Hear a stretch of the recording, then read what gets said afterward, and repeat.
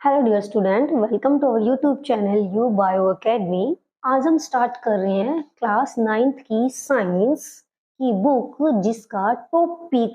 जिसका जो हमारे पास टाइटल है एक्सप्लोरेशन बना दिया है, जिसमें काफी सारा सिलेबस भी एड ऑन हो गया है, अपडेट हो गया है। उसका हम चैप्टर स्टार्ट कर रहे हैं। Second chapter, cell the building block of life, ये चैप्टर आज हम स्टार्ट कर रहे हैं। इसमें हम टॉपिक पढ़ेंगे इस चैप्टर का introduction and the how to study cell. ये टॉपिक तो इसका एक ये टॉपिक पढ़ेंगे।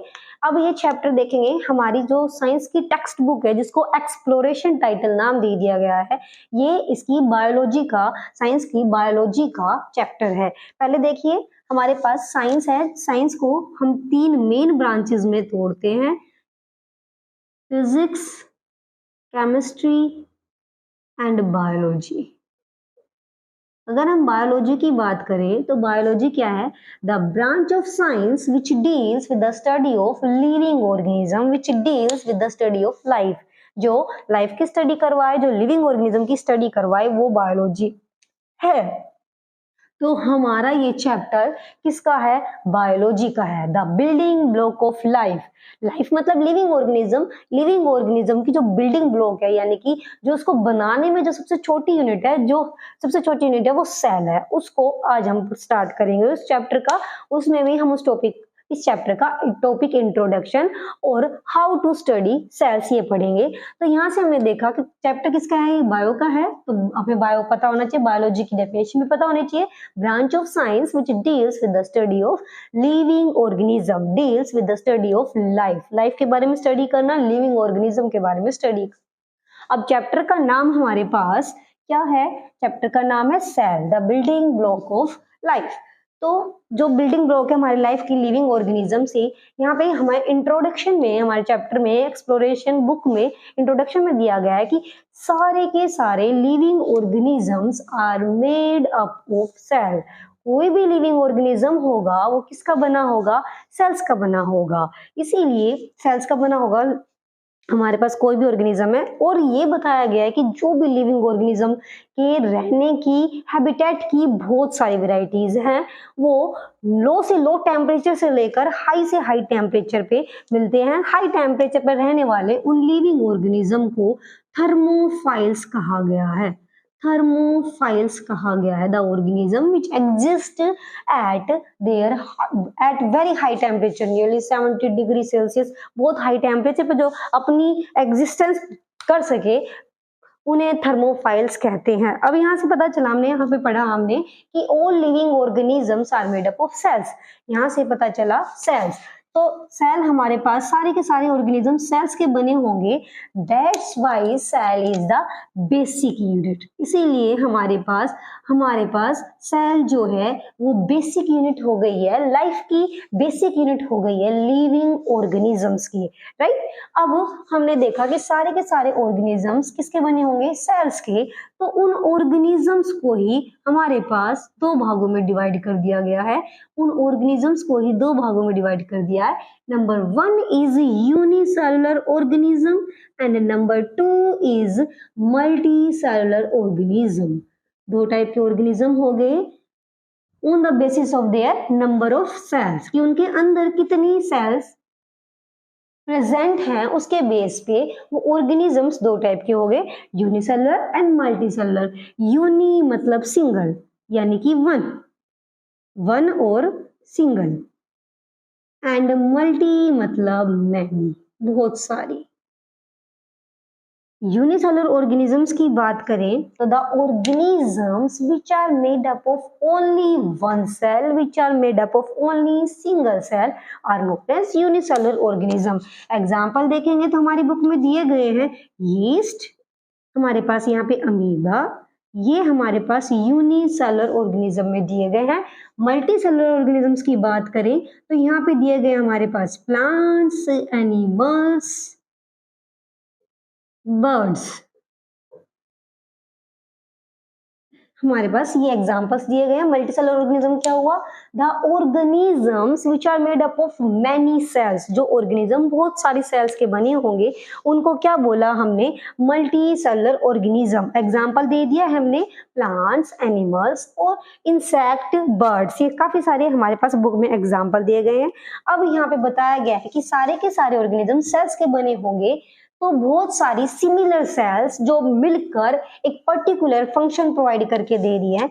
हमारे पास जो सेल हमारे पास बेसिक यूनिट है वो सिमिलर सेल्स जो मिलकर एक सिमिलर फंक्शन प्रोवाइड कर रही है, तो उसको हम वो मिलकर क्या बनाएंगे? टिश्यू। और ग्रुप ऑफ टिश्यू जो पर्टिकुलर एक फंक्शन प्रोवाइड कर रहा है वो हमारा ऑर्गन बनाएगा। और जो ग्रुप ऑफ मैनी ऑर्गन्स जो मिलकर एक सिस्टम बना रहा है वो हमारा ऑर्गन सिस्टम बना रहा है। Very important. अब इसको एग्जांपल के थ्रू बताया गया है, जैसे कि हमारा रेस्पिरेटरी सिस्टम है, जैसे कि हमारा रेस्पिरेटरी सिस्टम है, रेस्पिरेटरी सिस्टम है। यहाँ पे अगर हम ऑर्गन की बात करें तो नेजल चैम्बर है, हमारे पास नेजल चैम्बर है, हमारे पास क्या है भाई? नेजल चैम्बर है, नेजल कैविटी है, ट्रैकिया है, लंग्स है। जैसे अगर ऑर्गन की बात करें तो नेजल चैम्बर या कैविटी, यहाँ पे हमारे पास ट्रैकिया, यहाँ पे हमारे पास लंग्स। ये सारे ऑर्गेनिज्म, सारे के सारे ऑर्गन्स मिलकर एक सिस्टम बना रहे हैं। सिस्टम कौन सा हुआ? Respiratory system. ऑर्गन क्या क्या हुए हमारे पास? नेजल चैम्बर है, ट्रैकिया है, लंग्स है, ये सारे मिलकर क्या बना रहे हैं? हमारे पास रेस्पिरेटरी सिस्टम बना रहे हैं, राइट। अब यहाँ पे जब हम पढ़ेंगे हाउ टू स्टडी सेल्स, यहाँ पे बताया गया है हाउ टू स्टडी सेल्स। इसमें बताया गया है कि एक ये फिगर दिया गया है, इस फिगर को हम डिटेल से पढ़ेंगे, इस फिगर को हम डिटेल से पढ़ेंगे तो देखेंगे, देखिए इसमें बताया गया है फिगर में कि हमारे पास साइज है ऑब्जेक्ट यानी कि living organism, size of object and its visibility through the unaided, unaided मतलब नेक्ड आई, यानी कि हम नॉर्मली देख पा रहे हैं, अनएडेड आई टू एडेड आई। ध्यान दीजिएगा, इंपॉर्टेंट है, ये नई चीज ऐड करी गई है, एनसीईआरटी में पहले ऐसा नहीं था, अब एक्सप्लोरेशन बुक में ये एक नया टॉपिक ऐड ऑन हुआ है, तो ध्यान से देखिएगा।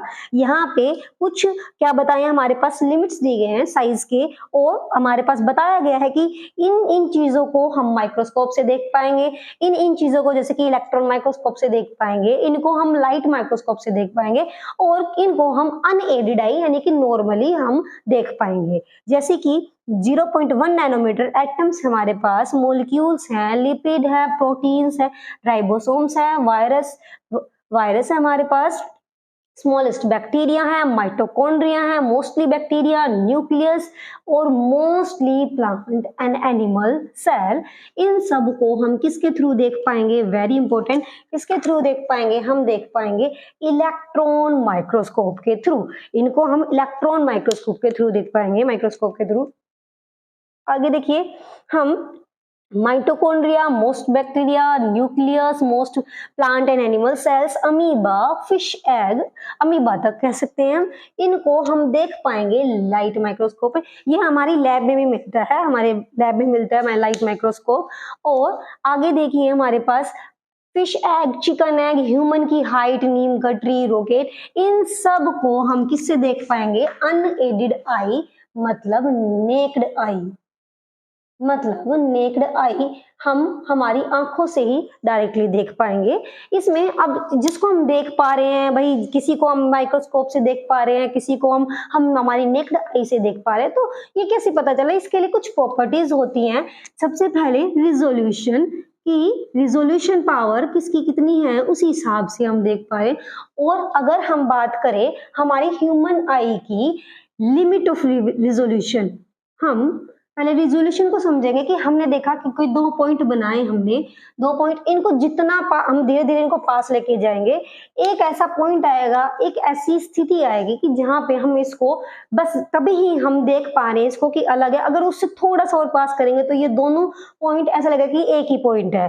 तो जब ऐसा वो पॉइंट जहां पे हम इनको, ऐसा लोवेस्ट पॉइंट जहां पे हम इनको अलग देख पा रहे हैं, अगर उससे थोड़ा सा भी हम पास कर रहे हैं तो नहीं देख पाएंगे, वो एक ही पॉइंट लगेगा, तो उसे हम बोलते हैं रेजोल्यूशन।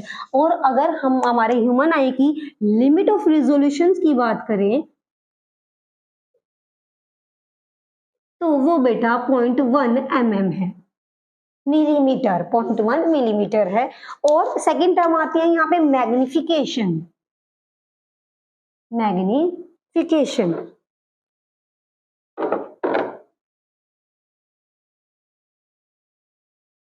मैग्निफिकेशन का मतलब होता है कि कोई, जैसे कि माइक्रोस्कोप है, हमें कितना एक्स गुना, कितने गुना हमें बड़ा करके दिखा पा रहा है, वो मैग्निफिकेशन की पावर है।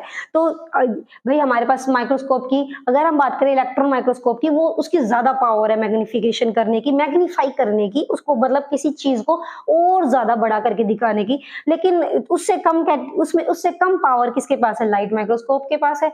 और हम अगर हमारे ह्यूमन आई की बात करें जिसकी रिजोल्यूशन 0.1 है, 0.1 mm, यानी कि इतनी दूरी तक हम किसी दो पॉइंट को डिफर कर पाएंगे। अगर इससे और पास आता है तो हम डिफर नहीं कर पाएंगे। तो अभी इन सब का माइक्रोस्कोप का यूज करके हमारे पास सबसे पहले साइंटिस्ट आए थे रॉबर्ट हुक। वेरी इंपॉर्टेंट, ये डिस्कवरी से भी रिलेटेड है। रॉबर्ट हुक इन 1665 इन्होंने इनके ही प्रिमिटिव टाइप के माइक्रोस्कोप को यूज करके बेटा क्या करा, सेल की स्टडी करी। इन्होंने देखा किसकी, वहां से इन्होंने कोर की एक स्लाइस ली, वहां से इन्होंने स्टडी किया। कोर की स्लाइस ली तो इनको जब माइक्रोस्कोप में देखा तो इन्होंने कुछ ऐसा देखा कि बहुत सारे चैम्बर टाइप होते हैं, और इन्होंने हर एक बहुत सारे कंपार्टमेंट होते हैं, और इन्होंने हर एक कंपार्टमेंट को सेल का नाम दे दिया। इन्होंने कोर की स्लाइस को स्टडी किया, उसको माइक्रोस्कोप में देखा। माइक्रोस्कोप में देखने के बाद उन्हें लगा कि कुछ कंपार्टमेंट जैसे दिखाई दे रहे हैं, और हर एक कंपार्टमेंट को सेल का नाम दे दिया। और सेल एक लैटिन वर्ड है जिसका मीनिंग है बेटा little room, very important. Cell एक लैटिन वर्ड है जिसका क्या है हमारे पास, लिटिल रूम। तो यहाँ से किसी एक हमारे पास जो कि स्टडी कैसे करते हैं, ये साइज, ये चीज जो ऐड हुई है size of object and its visibility through the unaided eye to aided eye, ये हमने विजिबिलिटी देखी है। और इसमें ही एक इंपॉर्टेंट साइंटिस्ट आया Robert Hooke in 1665। Thank you बेटा, have a nice day. Video अच्छी लगे तो please like, share and subscribe. Thank you, have a nice day.